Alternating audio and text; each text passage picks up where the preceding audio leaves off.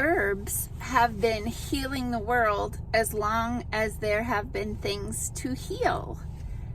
Hi, I'm Dr. Patty Barch. I'm a traditional naturopath, founder and owner of Naturally Unbridled Wellness in Onalaska, Wisconsin, and naturallyunbridled.com. And this is Down the Ridge with Dr. Patty, where I give you 7 to 10 minutes of holistic life and wellness information on my way to work. And I did miss a couple days. We had a snow day on Wednesday, and then yesterday the roads weren't awesome, so I chose to not do a video while I was driving. But the roads look pretty good today. We'll see what happens tomorrow. We're supposed to get a bunch of snow starting tonight again, so here we go. Anyway, I thought today I would talk about herbs. So herbalists forever, herbalists have been around forever. They've been like apothecaries and that sort of thing, and medicine women, medicine men, and even like, God forbid, witches, right, who knew how to use medicinal herbs to help heal the body or affect certain changes in the body.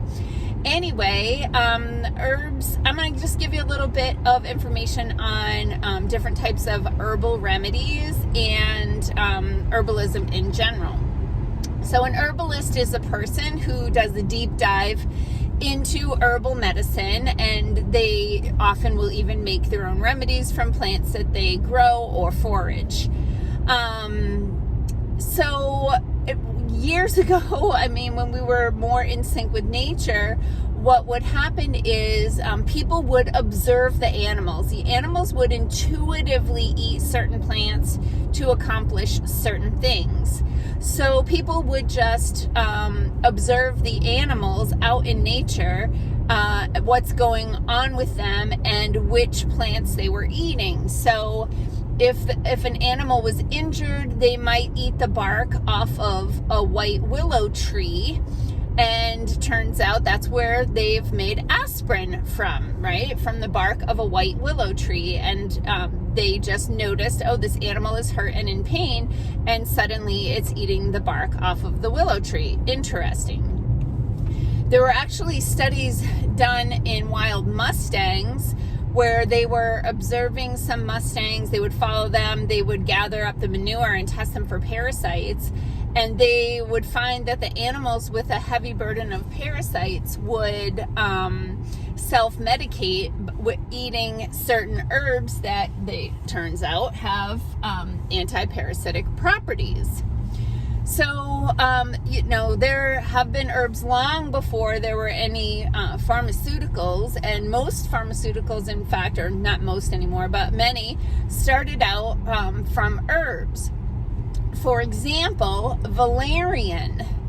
Valerian root, the plant valerian, the root part of that plant has been used for its sedative or tranquilizing nature. So what did scientists do? They took the valerian plant and they isolated all of the different molecules that they could find from that plant, and they tested them individually. The one molecule in the plant that had the most sedating effects, they changed it a little bit because you can't patent anything from nature. It has to be unique. So they changed it just a tiny bit, and that is Valium today. So valerian root, Valium. Okay? And there are obviously countless circumstances of this, because all medicine started from nature way back when. Even when I was doing cancer research, the really impressive anti-cancer drug that we were developing, which eventually killed people, so they took it off the market, but it came from a sea sponge. So there was this scientist who was just going out harvesting random things from the ocean and then testing different molecules that he identified from them against cancer cells in a petri dish, and anything that was active he would try to sell that, market that to different biotech companies. Anyway, back to herbs. So herbalists will use herbs in different ways. So one way is just to eat the plant, okay? So you get all of the nutrients, all of the cofactors, all of the different parts of the plant. If you eat the plant, you get all of it. So that's just eating the plant straight up. So people will eat dandelion leaves in a salad, and dandelion is really good for the liver. They might take dandelion blossoms and make a patty out of that, so it's like a burger, and so you can get different benefits from that. And different parts of the plant will have different benefits as well, root versus leaf versus flower, etc. So you can eat the plant whole. You can also take the plant and just dehydrate it, dry it, and then grind it up into a powder. And then that powder can be used in a couple of different ways. So in one way, the powder can be put into capsules, or it can be made into a tea. Obviously, you wouldn't grind it quite so fine if you were going to make a tea. And tea is actually just kind of a misnomer, because tea itself is a plant, the tea tree plant. And so different tea leaves are used. They're steeped in water, and it's technically called a decoction. Have a decoction party, why don't you?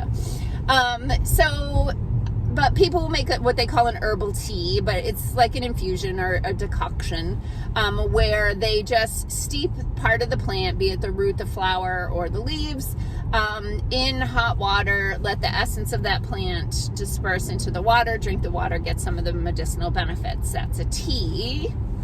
And then there are things like essential oils, which are the immune system of the plant that can be extracted through different ways. There's steam distillation, there's unfortunately chemical distillation, there's different ways that people can extract those as well. And then people can also make like a salve or an ointment by diffusing the essence of the plant into an oil with maybe a base that's a little bit more solid at room temperature. So in my office, we do carry a line of herbal remedies. In addition to all the homeopathics and nutritionals, we also carry herbal remedies. And our liquid herbal remedies are what's called spagirically processed. So what does a spagiric herbal remedy mean? So what it means is, typically, if you're going to make an herbal remedy that's going to be shelf stable, that you can have when you need it, because let's face it, look around, there's nothing growing here right now. So if I needed to make some dandelion root tea or whatever extract, I'd have trouble finding some dandelions today. So people can make these remedies when they're seasonal and then use them as needed. So the spagiric botanicals, the way they are prepared is, like most herbal remedies start, is you take the part of the herb, whether it's the whole plant, the leaf, the flower, or the root, and you put it in boiling water, and you steep it, like bring it to a boil and then bring it to a simmer and just leave it there for a period of time so that the essence of what's in the herb diffuses into the water, and then you kind of boil that down or cook it off a little bit so it's more concentrated. Then in a typical herbal remedy, what they would do is strain off the plant matter and take what's left in the liquid and preserve it with alcohol.